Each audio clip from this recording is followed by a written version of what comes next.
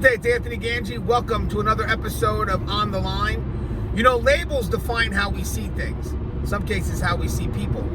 And the label of inmate or convict, that's something that we should always have in the back of our mind because it reminds us of who we're dealing with. It also reminds us of our function, the role that we're meant to perform behind that wall, and where we are at. That we're working in a prison system. The sad thing is there's been a lot of movements lately to eliminate that label of inmate or convict, not realizing that that label is a shield. It protects us and it reminds us of the environment we're in and all the potential threats that exist in that environment. Some people will say, well, the label of inmate and convict dehumanizes the inmate and limits their ability to want to rehabilitate. No, it doesn't. We need, as staff, to have that in the back of our minds because, with that said, if we don't, then we can easily be pulled out of our prescribed role. Because inmates will try to connect with you on a personal level. And the first thing they have to do is to get you to forget that they are an inmate, that they are a convict.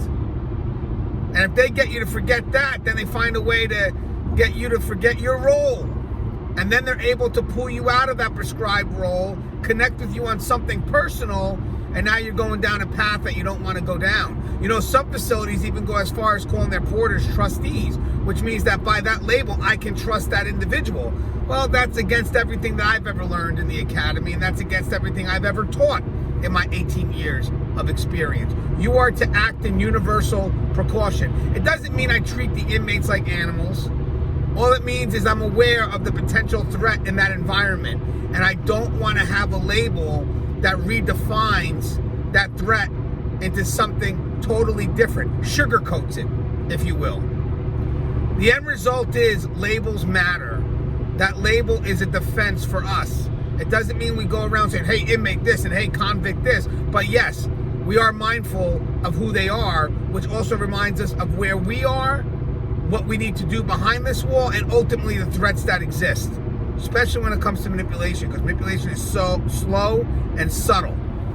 So that label, that removing of that label, it puts us at risk. It really does put staff at risk. As always, this is just a quick tidbit for On the Line. Please, guys, stay safe. And don't forget, guys, subscribe to this channel. It's a great channel. A lot of good information here. Take care.